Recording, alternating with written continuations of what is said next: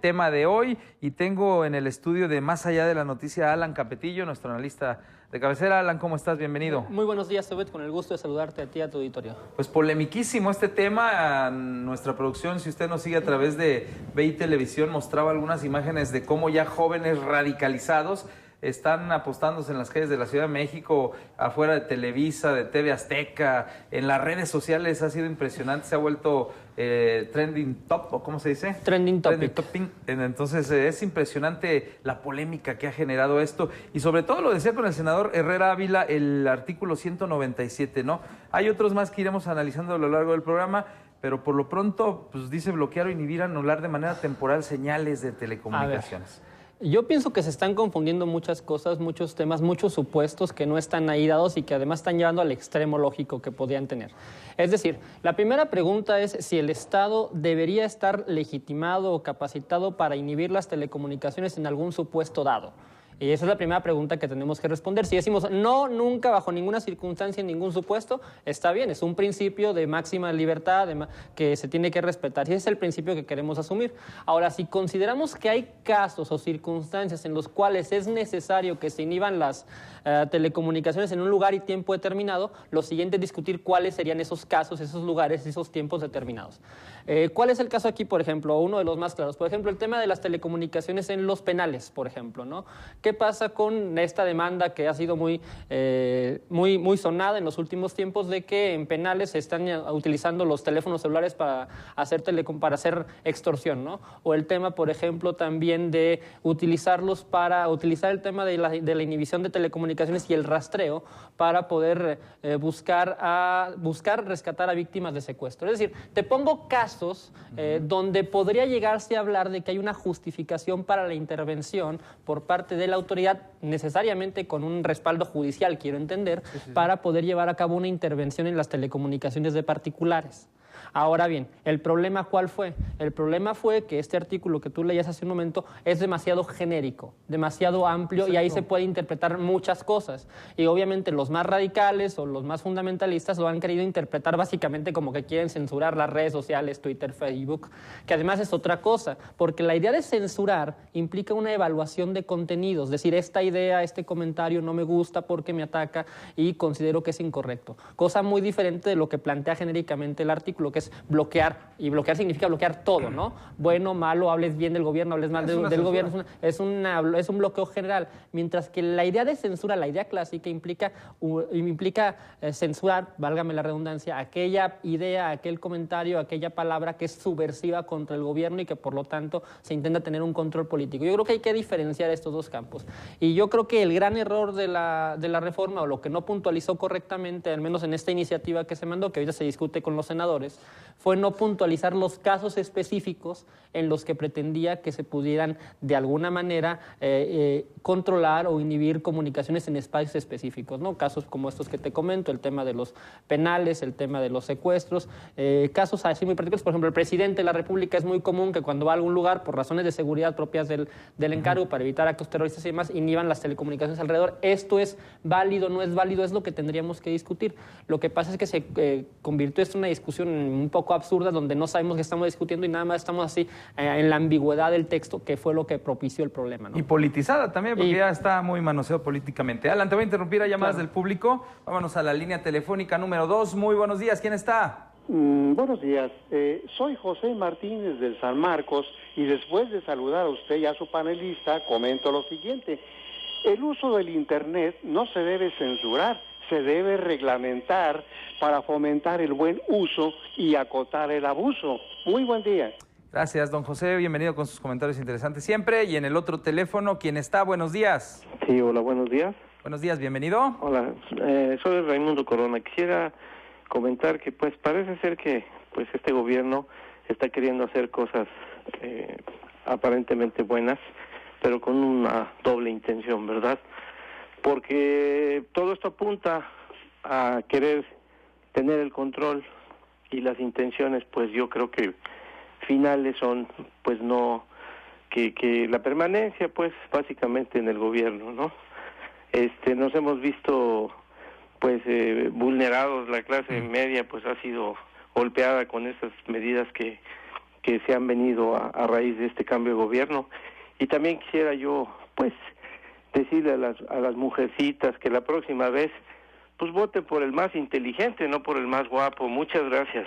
Gracias, señor. Buenos días. Y bueno, yo me pondría a pensar, ¿no? Como parte o gente que apoya al gobierno, ¿no? ¿Para qué bloqueo el Internet si en este momento cerca del 25 o entre el 25 y 30% de la población de México tiene el servicio?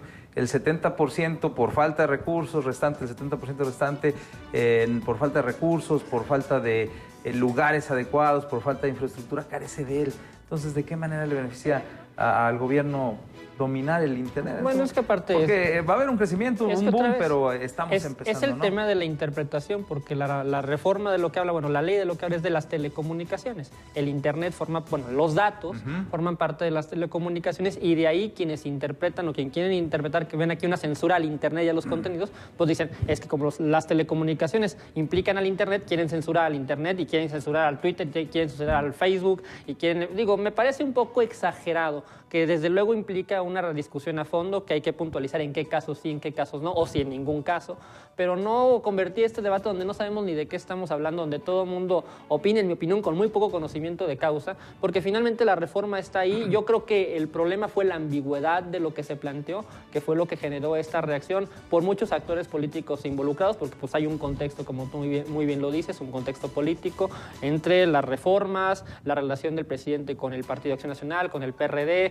el pleito al interior del propio Partido Acción Nacional por el control del partido, que también habría que discutirlo, y hay una división ahí en el Senado que también ha dado para una confrontación con actores políticos que desde mucho tiempo han tenido por ahí interés en la materia. El caso, por ejemplo, de Javier Corral Jurado, por ejemplo, que tiene ahí un conflicto casado al interior del Grupo de Acción Nacional, que han construido todo este discurso del cual se pierde cuál es el enfoque y cuáles son los temas realmente importantes, como por ejemplo el tema de la competencia en telecomunicaciones, que por ahí manejaba el senador Herrera, que es un tema que en mi opinión tiene mucho más trasfondo que esta discusión, que claro, hay que darla, hay que evitar que estas ambigüedades queden ahí, porque se pueden prestar para arbitrariedades en el extremo, pero que no son realmente fundamentales en una ley de este tipo, ¿no? Bien, y también Angélica de la Peña coincidía, ¿no? Esta ambigüedad está llevando a todo esto, y habría que exigir al gobierno federal o a quien presenta la iniciativa se precisen puntos para evitar estas De hecho, a los senadores, que son los que pueden en este momento modificar la iniciativa y dejarla como tendría que estar. Bien, una pausa. Volvemos a Más Allá de la Noticia.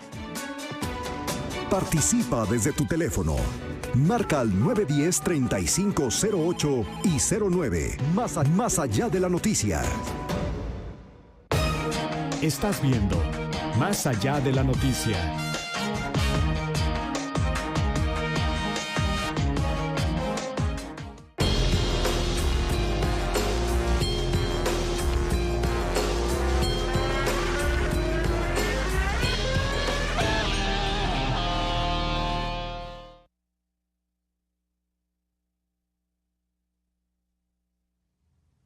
Así como hay gente morena, más blanca, más alta, más bajita, con más peso, con menos peso, aquí también hay gente que no ve. Vámonos, muñecona. Vámonos. Ahí va, ayuda. Gracias. Muy bien, princesa hermosa. Gracias. Para mí, la discapacidad visual es solamente una característica física.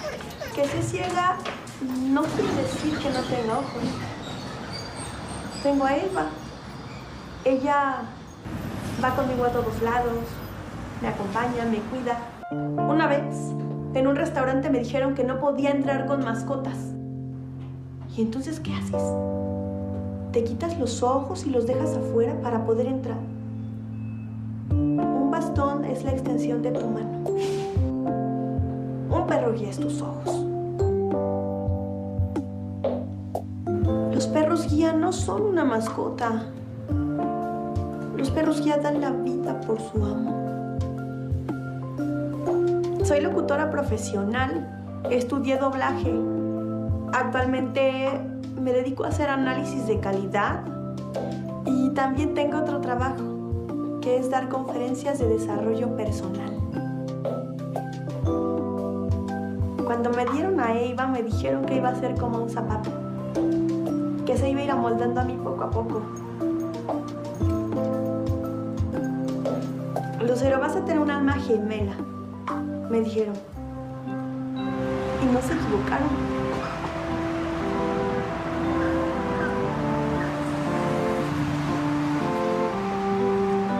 Si pudiera ver lo que pediría, serían 30 segundos para poder ver a Eva, a mi perro guía mirándome a los ojos. Lo mejor de la feria está aquí. Vive San Marcos.